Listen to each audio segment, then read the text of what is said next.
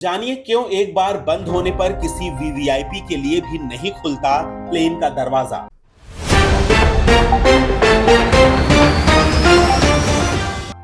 रोजमर्रा की जिंदगी में हम बहुत सी खास चीजें अपने आसपास होते देखते हैं, उनको नोटिस भी करते हैं, लेकिन ये नहीं सोचते कि ऐसा क्यों होता है। उस खास घटना के पीछे का कारण हम नहीं ढूंढते, ना ही जानने की कोशिश करते हैं। आज हम आपको ऐसी ही एक घटना के बारे में बताएंगे जो हम सब ने कभी न कभी नोटिस किया है, लेकिन कभी इसके पीछे का कारण जानने की कोशिश नहीं की। हम सब ने नोटिस किया होगा कि एयरक्राफ्ट के दरवाजे एक बार बंद हो जाएं तो दोबारा नहीं खुलते, चाहे कोई वीवीआईपी ही क्यों ना छूट गया हो। एक बार एयरक्राफ्ट के दरवाजे बंद हो जाएं तो फिर किसी को बोर्डिंग की इजाजत नहीं दी जाती, जबकि फ्लाइट के डिपार्चर में करीब 15 मिनट बचे होते हैं। आज हम बताएंगे कि एक बार प्लेन का गेट बंद होने के बाद बोर्डिंग की परमिशन क्यों नहीं मिलती, क्योंकि बस या ट्रेन में चढ़ने जितना आसान नहीं है प्लेन का सफर। People sitting on the left side should be able to show you Puttaparthi, right? Those sitting on the right side after some time will show you Hyderabad. ਅੱਗੇ ਜਾਓਗੇ ਜੀ ਭੋਪਾਲ ਤੁਹਾਡੇ ਆਊਗਾ ਸੱਜੇ ਪਾਸੇ ਆਊਗਾ, and then ਜੈਪੁਰ ਤੁਹਾਡੇ ਖੱਬੇ ਪਾਸੇ ਆਊਗਾ ਜੀ। ਤੇ ਜਿਹੜੇ ਬੰਦੇ ਆਇਲ 'ਚ ਬੈਠੇ ਨੇ nothing much we can do, we turn left and right, look at each other, right?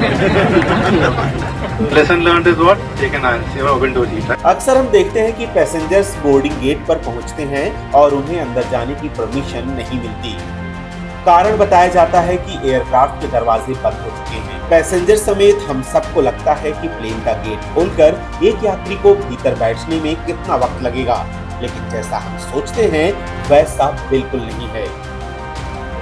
Protocol के हिसाब से एयरक्राफ्ट के दरवाजे डिपार्चर से करीब 15 मिनट पहले बंद किए जाते हैं। इन 15 मिनटों में फ्लाइट का क्विक रिव्यू होता है।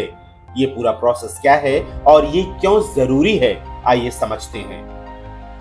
इन 15 मिनटों में पूरी फ्लाइट का क्विक रिव्यू होता है।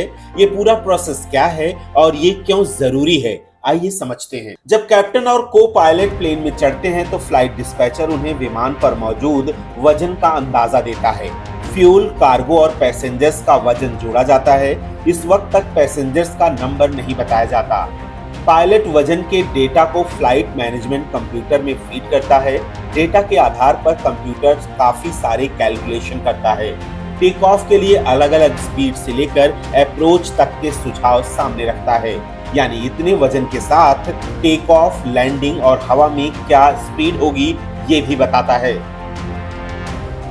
इसके अलावा पायलट टेक्निकल लॉग निकालता है जिसमें वजन से जुड़ी और जानकारियां होती हैं। फ्यूल के बारे में भी पूरा डिटेल होता है। फ्लाइट चेक इन बैग को होल्ड में रखने के बाद जब लास्ट पैसेंजर और लास्ट कार्गो विमान में आ गया हो, ग्राउंड स्टाफ में से कोई कमांडर को लोड और ट्रिम शीट देता है, जिसमें उड़ान से संबंधित कई अहम डेटा होते हैं, जैसे प्लेन में सवार पैसेंजर्स और क्रू का फाइनल नंबर, विमान में मौजूद मेल, फीमेल और नवजातों की संख्या, एयरक्राफ्ट के हर जोन में लगा वेट। इसके बाद केबिन क्रू चेक करता है कि सभी पैसेंजर्स ने अपनी सीट बेल्ट बांध ली है या नहीं। उसके बाद ही विमान टेक ऑफ के लिए तैयार होता है।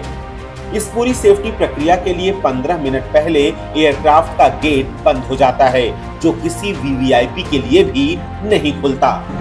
स्वागत है आप सभी का स्पाइस जेट में एज अ मेहमान। अब जिम्मेदारी हमारी करना आपका सम्मान। अगर हमने सहजता पूर्वक किया अपना काम तो अब से 1.25 घंटे में होगा गंतव्य पे प्रस्थान। तो जरा दे फेफड़ों को आराम और ना करें धूम्रपान, वरना दंडनीय हो सकता है अंजाम। अगर ऊंचाई की बात करें तो होगा 32,000 फीट का मुकाम, क्योंकि अगर और ऊपर गए तो शायद दिख सकते हैं भगवान।